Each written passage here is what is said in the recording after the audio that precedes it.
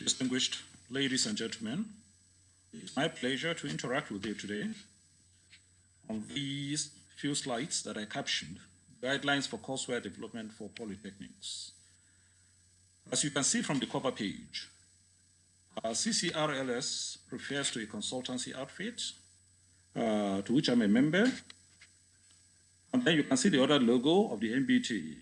This suggests that Cora Consultancy and Resource Services Limited, being a consultancy firm, are working for the NBTE towards the development of course materials for the Nigerian Polytechnic system.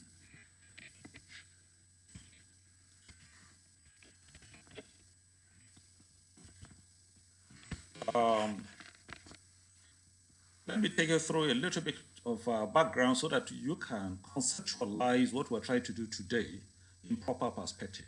The federal government policy on education was in 2007, and it emphasized the need for the Nigerian educational system to shift towards e-learning. The Minister of Education, in a directive given in 2020, had instructed all the three regulatory agencies of tertiary education in this country to ensure that e-learning and online education is implemented. These three agencies are the National Board for Technical Education, the National Commission for Colleges of Education, as well as the National Universities Commission. Now, recent pronouncements by the Minister of Communication also emphasized this government policy that we've talked about, that is of migration towards e-learning. Now, NUC is a step ahead of the two other regulatory agencies, as 16 universities currently deploy on the distance learning platform. The Nigerian Polytechnic is coming up next, and the initiative of the NBTE started some years back, and 31 polytechnics have currently been approved to run the distance learning program. The term ODFEL is what is used. That is open distance flexible e-learning is the terminology used. And the facility in these polytechnics is referred to as the ODFEL Center. Now, I've talked about the engagement of Cora Consultancy, which the NBTE has done, so that we serve as their courseware development consultants as well as advisory consultants. By advisory consultants, we mean institutions or polytechnics that may have challenges towards deployment of their distance learning programs could work with us to guide them over the first 3 to 5 years that we consider very critical. Thereafter, we expect that these institutions should be able to get by on their own. Now, when we talk of courseware or course materials, what really do we mean? Because three related terminologies are things that we use. We have courseware, we have textbooks, and we have notes. What's essentially the difference between, or let me start with, what do they all have in common? What courseware, textbook, and notes have in common is the content. It's the same kind of information that are contained in all three. The difference, however, is that a textbook is a narrative content. That is, you have the information presented in a formal, serialized manner. Our notes, on the other hand, are also narrative, but these are not usually materials that have been edited or proofread or revised by any other individual. So they are our work, they are originally ours. A courseware, on the other hand, refers to the content that has now been presented in a conversational and an interactive way, as well as in a modular fashion, i.e., you have it as modules and study sessions or study units. That is the fundamental difference. So for online students or for distance learners, textbooks and notes are not judged to be adequate, as they do not sufficiently engage the distance learner. Hence, courseware are what we advocate. And as we move along, we shall see the details of what we have within a course material and what made it so unique and acceptable for distance learning delivery. I've already said the development of modules and units are usually from the NBTE curriculum. And if you look at the NBTE curriculum, we shall be providing the curriculum for you. And when you look at the curriculum, you will see that for every program, as well as for every course or subject, there is an objective. So for a program objective, what that simply meant is that when you've decided on a particular program, you need to define what is it you want to achieve in someone who has gone through such a program, and that constitutes what you refer to as a program. What you refer to as an objective. Now, from that objective, you can draw up your activities. And these activities are what constitute our study units and modules. Okay? So, from the study units and the models, we'll now move ahead to developing major topics within each and every one of these study units. As we move along, as I said, we'll be talking about it. Conversationality and interactiveness of the courseware is also something we've talked about. Okay? Where an open education resource does exist, it might not be necessary for you to reinvent the wheel. And we shall, as much as possible, provide you with a substantial amount of open education resource so that what you probably would need to do is just to cut and paste.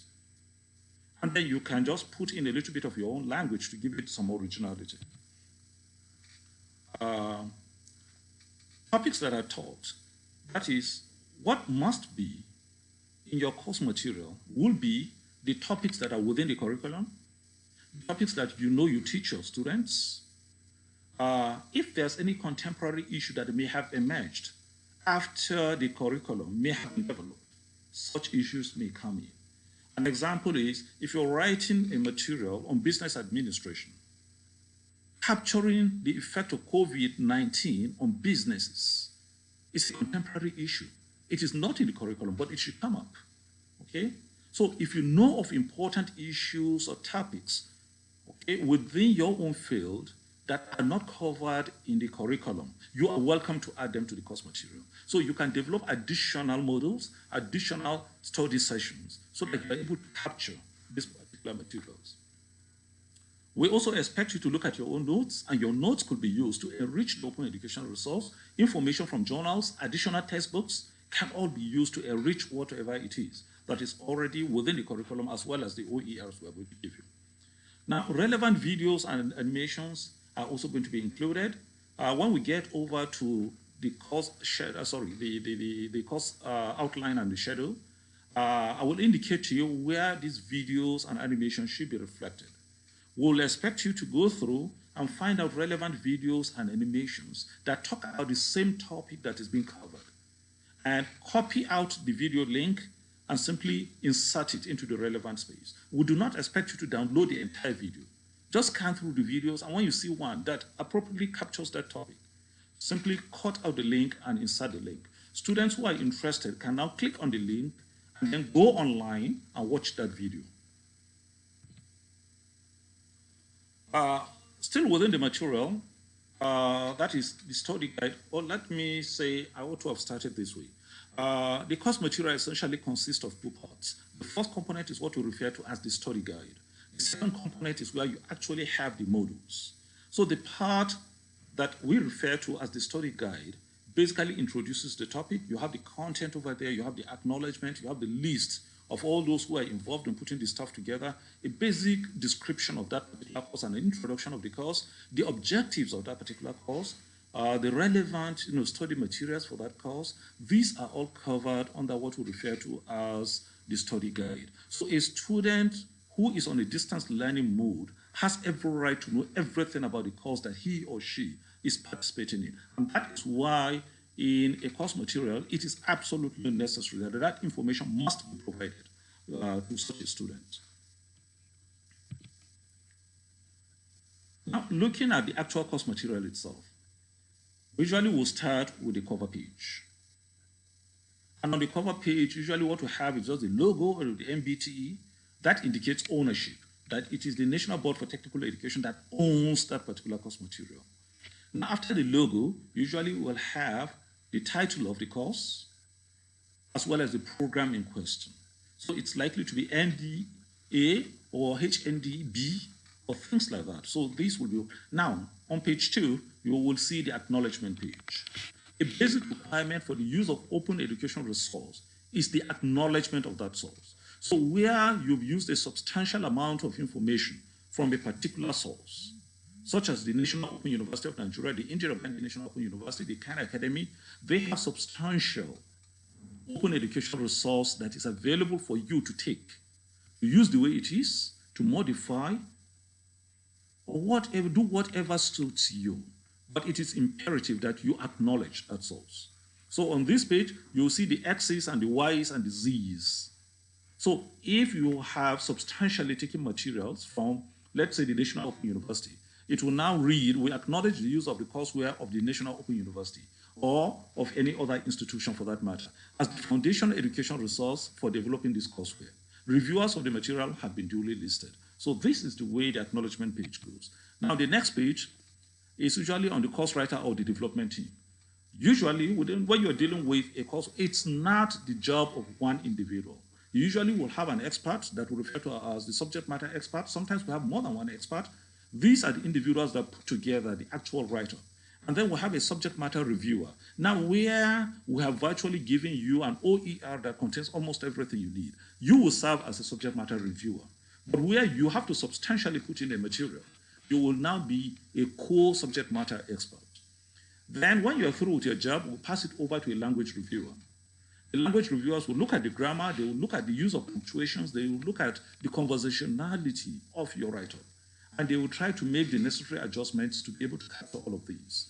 And then we usually have the instructional designers and the graphics individuals. These individuals, their job is to look at the content, and if the content is boring, containing too much text, they go online, look for graphics that truly represent that particular topic at that particular time, and insert the relevant graphics to make the entire content a lot more reader-friendly. That is the job that they are doing. Now, when you're through with the entire write-up, of course, an editor will come on board and try to fix everything finally. He finishes the whole job. After the editor's job, then we are going to move over to the next stages, which is the production of the audio as well as the video from the particular text. So we have a different set of individuals that are going to be involved in this, and individuals are going to be given the requisite training that will allow them to be able to participate in this. Now, on the next page, that's where you're going to have the introductory page, and this is basically the kind of information you're going to have. It asks for what is the course code, what is the course title, the credit units allocated to that course, the study meant at what level of study is that course taught, and what semester. So this is just an example of one of the courses in the science lab technology, which is referred to as the general laboratory technology. The course code is GLT111, and the title of the course is General Laboratory Techniques 1. These are the credit units and other such information. So you simply enter the relevant information to your own course. What we've tried to do is to enter that information for you. But where there's an error or where it is not entered, please go ahead and do it. Now, you may realize that some of the course codes may differ from what you're using in your institution. What we used in this courseware are what are within the curriculum of the NBTE. Now, because your course material are not going to be used by only your institution, they are going to be used by the entire polytechnic system in the country. Consequently, a centralized, formalized coding system has to be implemented. So we are implementing the NBTE coding system. On the next page to this, we have, that is immediately after the course description, we have the next title is the course introduction and description. Now, under the course introduction, we'll expect you to give a working definition for that particular course. What is the relevance of the course? How does it key into that particular program? How important is it within that particular program? What is its essence? What is it generally teaching the student? That is what we expect to appear under your course introduction. Then under the course description, we expect you to now go a little bit detailed into the course. What is the scope of the course? How many modules are there? How many study units are there? Okay, and what does it contain? That is what we expect in your course description. Now, your course introduction and description, the next topic is course prerequisites. Now, we know that there are some subjects that do have prerequisites, while quite a number of courses do not have their prerequisites. Now, where you do not have any prerequisite, now the opening phrase will go this way. You should know that although this course has no prerequisite, you are expected to have, then we've listed certain things that we expect somebody to have. Satisfactory level of English proficiency, basic computer operations proficiency, online interaction proficiency, Web 2.0 and social media interactive skills. These are skills that a distance learner or an online student requires. Now, where that subject does have a prerequisite, you enter the prerequisite of that particular subject. And in that case, it will not be that this course does not, but it will be that it has. And then you list it along this. Okay? Then the next is the course learning resources.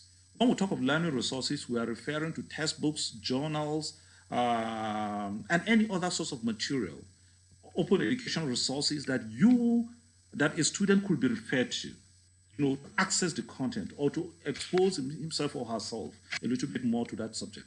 So this will contain a listing. Now, you will obtain this information from journals, as I said, they could be from textbooks. If you also look at the curriculum, one or two texts are usually indicated there. So you add these to the learning resources that you have. And when we talk about learning resources, we are referring to learning resources used for the entire subject, not for each of the study units. As we move along, each study unit also has a chapter for references. And this will refer to specific references that are relevant only to that particular study unit. Next, we have the course objective and the outcome. When we talk of the course objective, we are referring to the justification for studying such a course and what we expect a student to get from such a course. And it usually opens up this way. This course shall ensure that you should be able to A, B, C, D. These are a list of things we expect you to be able to comprehend. Okay? However, when we talk of an outcome, outcomes will usually be presented at the end of each study unit. When we talk of outcomes, we are referring to the tail end. What do you get at the end of it? When we talk of objectives, what do we expect at the beginning before we commence? That's the fundamental difference between objective and an outcome.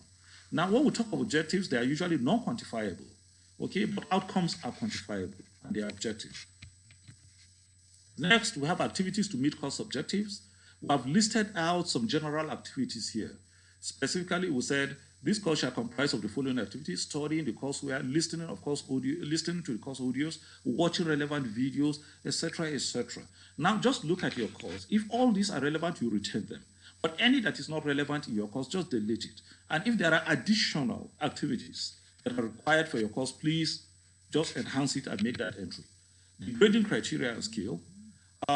Different institutions may have slight variations in how they grade students, but the grading criteria for that particular subject you are dealing with exist in the curriculum. Just go into the curriculum, see how that particular program is being graded, and just cut and paste into this relevant space. Then we have the course structure and outline. The course structure is a table that we've designed. And the essence of the course structure is to give the student an overview of the entire course on a week-by-week basis. What do you expect the student to do in week 1, in week 2, etc., etc.? What modules will he or she be exposed to? What are the study units? And then the activities. And if you can just go through the activities, you'll see that activity 1 refers to the course material, which we are going to give the students way in advance. Number 2 refers to the audio, and then number 3, the videos that are going to be produced. Now, number 4, view any other relevant video from YouTube, from the Khan Academy, or any other video site. This is where we expect you to be able to view videos from YouTube and other sites, and then insert the video links at that location. Number 5 refers to animations. If there are animations that you know of, insert the links to those animations. We are not saying you download. Don't download.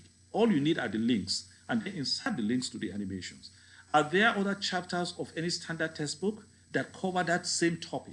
In this case, we're talking of common laboratory hazards. If there are, you make that entry there. Is there any other additional study material that you want the student to also refer to? Is there any out of class activity? Do you expect the student to go out to the field? Is there a laboratory engagement? Mention it there. So these will be applied to each and every one of the study units across the entire course. Okay? So you will change these to reflect your own course, but this is just an illustration based on SLT. Now, having gone through that, now the main thing starts. We are going to be looking at Module 1 now. So we are now coming down to the real content itself. All that we've dealt with is essentially the study guide. Now the real job starts. Now, Module 1, this is just, all these examples are based on the SLT program that I mentioned before. That is GLT, the General Laboratory Techniques. okay? But you need to adjust them. You need to make the necessary changes so that they reflect your own course. Now, for SLT, for GLT 111, in Module 1, it has 4 study units. Study units 1, 2, 3, and 4, and they are listed here. These are the titles of the study units. Now, don't bother yourself about how we obtained these titles for the study units. We went through the curriculum and we obtained them. So we've done that job for you. So simply look at them, and then you're going to fill in the necessary gaps. As we move on, we shall look at areas in which you need to, put in the content. So, but basically that's what the module looks like. Now, study unit 1. If you look at the last lesson, study unit 1 refers to common laboratory hazards. Now, we're now looking at common laboratory hazards, study unit 1. Now, in a study unit, in a course material, at the commencement of every study unit, you need a sub-content, okay? Just like you have a table of contents at the beginning of the course material, at the beginning of every book, at the beginning of every course unit or study unit, you are also going to have a content. Now look at what we have on the content. We have an introduction, a brief introduction. This is not an introduction to the entire course itself, but an introduction to that study unit only. And then 2, we have the learning outcomes. We have 2.0, we have the main content now. Under the main content, 2.1, 2.2, 2.3 refer to the major headings. And then within them, you may have 2.1.1, 2.1.2. These are the subheadings. And then if you still have subheadings, under these, we refer to them as, we use the capital A, capital B, capital C, capital D to refer to these. So it goes down that way, okay? And then after the content, number 3.0, we have what we refer to as the tutor-marked assignments. Here you are going to indicate questions that are of moderate intensity. What we meant here is that students are expected to answer these questions and submit them to the instructor, who is going to grade them. They constitute part of the continuous assessment of a distance learner. Number 4 refers to the summary. Number 5, self-assessment questions. Well, don't bother about the answers. These are just self-assessment questions. By self-assessment questions, we are now referring to questions of questions that are of examination standard here. So students are not expected to answer and submit to you, but students are expected to study them. So usually for distance learning, our examination questions are extracted from these self-assessment questions. Because at the end of every study unit, you probably will have about 3 or 4 self-assessment questions. One of these may be picked up to be part of the examination questions. Usually that is the practice. So these are very standard questions of examination standard. But as I said, the difference between 3 and 5 is that in the tutor-marked assessments, students are going to answer it and bring it back to you and hand it over to the instructor. So they are of moderate challenge. They are moderately difficult. The 5.0 self-assessment questions are examination standard questions. Students are not they are expected to study them, but they are not expected to answer and submit as part of their CE. Then 6.0, we have additional activities. Under additional activities, we are referring to any other thing that the student needs to do. If there are videos that you are referring the student to, it should be mentioned here. If there are animations, it should be mentioned. If you expect the student to go out to the field, if the student is going to the laboratory, all these need to be mentioned under additional activities. We shall be seeing that later. Under 7.0, we are referring to references or further reading. These are specific references to this particular study unit.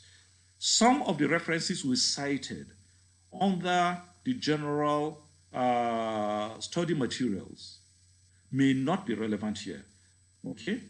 But all materials that we're citing here needed to also appear over there. So we will now start looking at each and every one of these section and subsection headings now. And then we'll try to say 1 or 2 things about them. Now, starting with this, the major headings now. Mind you, introduction, this simply introduces the study unit. The learning outcome, we'll also look at it. And then number 2 here is going to be our first challenge. Because the learning outcome is something that we're going to get from the curriculum itself. We'll talk about how you have to obtain that, okay? Number 2 is the main content, and this is where your notes will come in. This is where the OERs need to be inserted. This is the flesh, okay? So the main content, number 20 here, will usually constitute about 4/5 of that particular study unit. Now, starting with this slide, it says Module 1, Study Unit 1, the major headings now. Here we're talking of the 2.1, 2.2, 2.3 that I earlier mentioned. How do we draw this up from the curriculum? If you now look at the corresponding part of the curriculum that talks about this particular subject, you'll realize that it mentions not only the outcomes, or let me say, not only the objectives of that particular course, but under each one of those objectives, it also mentions the sub-objectives of each and every one of the major objectives. Now, from the major objectives of the course, we drill up the titles of the study units. Now, from the sub-objectives, under each one of these now, we draw up the major headings. An illustration is this. If you look at the curriculum for this particular course, it says list different, if you look at the objective, it says the instruction to the students, it says list different types of laboratory hazards. Now, if I'm trying to draw out a title from this, I will take out list different, and the title will simply become types of laboratory hazards. So 2.1 will now be types of laboratory hazards. 2.1.1 will now be electrical hazards. 2.1.2 will now be chemical hazards. 2.1.3 will be fire hazards. 2.1.4 will be biological hazards. So it goes on that way. So 2.2 describe the nature and the cause of the hazards. If you delete out describe the, it gives you the title that you're going to use, which is nature and cause of hazards. Okay? If you look at 3, it says list examples of each type of hazard. I will take out list, and it becomes examples of the types of hazards. So it goes on that way. So that is how you arrive at your major headings. I am not saying these headings are exhaustive, but these headings are what we drew up from the curriculum. And the curriculum, as we all know, is supposed to be the minimum. So you can add to it, but you cannot take out anything from it. So everything that we've mentioned or are mentioned under the curriculum must be reflected. But then if there are additional topics that you feel will be beneficial to the student, please feel free to add them. Now, starting with the introduction for that particular study unit.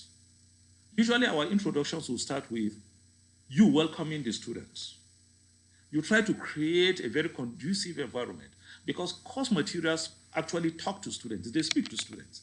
Unlike your textbooks and your notes that are just narratives, a course material, as we said, is conversational. Conversational means it uses a language that is conversational in nature. So usually the introduction starts with you welcoming the student to that particular study session. And if it is not the first study session, you usually will inform the student, or usually start with, well, you had gone in the previous study session, we studied A, B, and C. In this study session, we shall continue with C, D, E. You know, it usually goes on that way. So you try to welcome the student in the first sentence of the introduction. And then the information that you needed to capture in the study session, in that introduction, significance of that particular topic to the general subject that you are discussing. You give a brief on the coverage of that particular unit. What is the relationship between this particular study unit and the preceding one or the succeeding ones? And any other general information about that particular unit. So your introduction should generally be of 1 or maximum of 2 paragraphs. Now, after the introduction, 1.0 is the learning outcome. And what do we mean by this? The learning outcome, the language, we couch the language of the outcome as, after studying this unit, you should be able to do the following. And then you just list out your expectations of that student. And what are these expectations? After studying this unit, we said, when you go through the curriculum, you are also going to see under each of the sub-units, you also see the learning outcomes stated out. So all you need to do is copy, paste, and adjust the language a little bit so that it now becomes measurable. And what do we mean by measurable? We do not expect you, in mentioning what you expect the student to be able to do, to say, let me say, you should be able to do the following. 1, understand what is meant by. Understanding, the word understanding is not quantifiable. You don't use that. Understanding can be used in when you're not, you don't use it when you're talking about the outcomes. Okay, we use quantifiable verbs when we're talking about outcomes. So you use verbs like list, define, critique, construct, solve, compute, analyze, critique. These are quantifiable verbs. Okay? So you simply list them. One, this. Two, define this. Number three, should be able to discuss this. Number four, solve this. Number five, critique this. Number seven, solve. Number eight, construct. That is the way it goes. Now, we've talked about number two earlier on. And as I said, you just move on. Just enter the main topics and the subtopics. Now, as you move along in your text, you will notice that there are certain things we refer to as in-text questions and in-text answers. And we have it in a yellow form. What this does is just to make a student pause a little bit when he or she is reading. After reading about 2-3 pages, we expect the student to pause a little bit and address a very simple question that only calls for a one-sentence answer. So you construct a question here that should make the student reflect over what he or she has already read. And then in one sentence, put in the answer there. Okay? It's not an examination question, but it's just to make the student pause here and reflect over what he or she has been reading. Okay? Then under 3.0 will be the tutor marked assignment. We've talked about that. These are assignments that are of moderate difficulty. Okay? And the students are supposed to answer them and submit them. In your own case, you just said these questions. They should be of moderate difficulty. Okay, students, the distance learners are expected, to answer and submit this to their tutors. And then we'll have a summary. This is a summary of that particular subject study unit that you had already attended to. Then we'll have under 5.0 self-assessment questions. These are the ones I said of maximum intensity because these are standard examination questions. Okay, students are supposed to study them because they have an idea of how examination questions are going to be. And they will have an opportunity to study and get familiar with this. Then under 6, additional activities, I've talked about it. If there are video sites you want the student to go to, just inside the links to the video. Mind you, this information was also presented on that table that we call the study schedule, the course schedule. Okay, so you just insert it. Are there animations you want the student to see? Put in the link over there. Are there engagements you expect the student to go and discuss with his colleagues? Enter it there. Do you want him to go to the field, laboratory, or any other additional activity? Okay, other than just reading the course material, please enter it in there. And we'll set relevant videos, animations, field activities, studio, etc., etc. Where any of those in 6.0 is not relevant, please delete it. Then 7.0 refers to the references. And as we said earlier, you obtain your references from the open educational resources we're going to give you, from textbooks, from journals, from curriculum, from the curriculum itself, as well as any other source that you've gotten information from that have covered that particular study unit. Thank you, ladies and gentlemen. I think that brings us to the end of this particular topic.